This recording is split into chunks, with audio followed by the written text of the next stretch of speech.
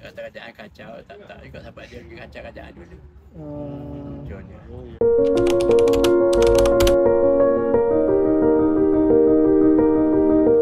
Itulah kata-kata anak jati Patani yang hanya mahu dikenali sebagai Haji Lah kepada utusan TV ketika ditemui di Masjid Kerisik Patani baru-baru ini. Dalam nada tenang, Haji Lah yang sudah menjangkau usia 68 tahun menyifatkan keadaan di lokasi yang pernah menjadi detik hitam bagi warga tempatan itu sudah semakin aman. Bagaimanapun, Datuk kepada 20 cucu itu mengakui kadangkala ada juga kekacauan dilakukan puak pemisah. Pada masa sama, dia turut memuji sikap kerajaan Thailand menghulurkan bantuan terutama bagi menaik taraf Masjid Kerisik yang pernah rosak teruk dek kerana peristiwa hitam kira-kira 20 tahun lalu. Malah katanya, pembangunan di Patani sudah jauh berbeza berbanding dahulu dengan kerajaan Thailand mula memberi tumpuan kepada wilayah tersebut. Sebab masa dulu, masa ada sungai sini pun habis dah. Orang ajak kita kena bangun, kena makan, nanah dibuat masjid ada kampung. Dia tinggal. Orang sipil takut dia marah. Orang Ismail takut dia tembak. Dia tinggal ke tu takutlah. Pergi buat sejid lain, duduk kepala ni buat jemaah. Ni pucuk ajak orang sipil pun datang bagi tu orang Ismail mula. Dulu pasir, pecah habis. Dulu masa budak dulu. Acuk amal siar ramah kali. Kami nyoti sana. Penuh ni. Ubah pada ubah ni. Yang mati baru ni pun bukan awak bukan tempatan. Luar daerah. Yalah Songkla dia kumpulan mari buat hal sini. Mati habis tu. Tempatan tak ada seorang pun. Tempatan balik weh. Awak luar. Dia pelik sikit. Orang sini tu pun dah okey lah. Tempat sini dah berjual ada.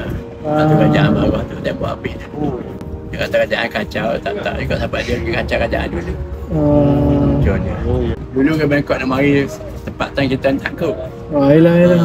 Bawa petani sebab berita ya takut tanya. Mari tak mau kita tembak orang jahat. Orang jahat dia mari ada apa 28 April 2004 menjadi detik hitam buat Masjid Kerisik apabila seramai 34 pemuda berusia antara 16 hingga 34 tahun terkorban. Tragedi berdarah itu dikatakan menjadi alasan puak pemisah bangkit melakukan serangan tidak berkesudahan sehingga hari ini.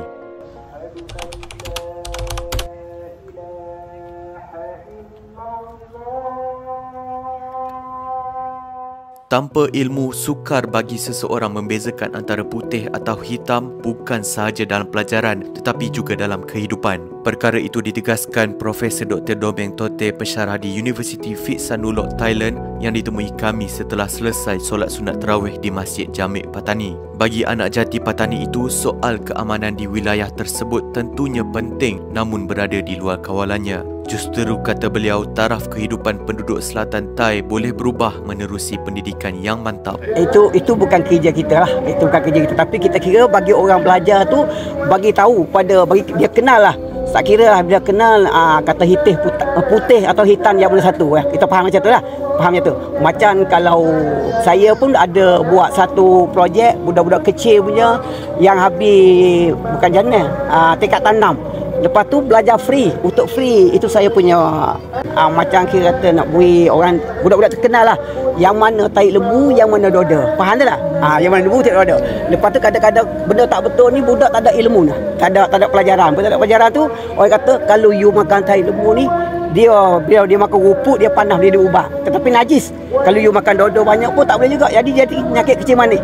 Itu macam belum faham lah. Macam tepat cik tanya kata macam mana dengan keamanan. Itu bukan kerja saya. Sebab kerja saya untuk bagi orang-orang anak-anak sini boleh belajar pelajaran, boleh kenal ilmu, boleh kenal kata putih atau hitam. Itulah kerja saya. Pendidikan yang penting. Apa-apa daripada pendidikan sahaja. Yang lain tak boleh dilupakan. Pendidikan untuk yang bagi betul. Kalau didik yang tak betul, dia tak betul. Kalau didik yang betul atas kita punya. Dalam pada itu, Imam Masjid Jamik Patani Abdul Razak Senik bersyukur kerana masjid terbesar dalam daerah itu dapat terus diimarahkan dalam bulan Ramadan tahun ini. Menurut Abdul Razak, setiap hari Masjid Jamik Patani menerima kehadiran sekitar 3,000 jemaah bukan sahaja dari Patani, bahkan Yala dan Songkla. Beliau turut berharap keberkatan Ramadan dapat dinikmati dan diteruskan dengan lebih baik pada masa hadapan. Baik, Alhamdulillah. Kerana orang Islam suka kepada keamanan, suka kepada tenang. kalaulah kita tengok di suasana khususnya di Masjid Jami' kita ini tidak ada apa berlaku apa-apa, semua selamat di sini. Itu adalah sebagai harapan besar lah, kerana semua krisis itu ada di segi ideologi, tak lain tak bukan pasti di atas rundengan lah, di atas sama-sama kaji apakah yang menjadi krisis di antara satu sama lain. Itu yang pentingnya. Mudah-mudahan kami di sini pun berdoa lah, semoga semua krisis itu akan diselesaikan dengan baik. Ya.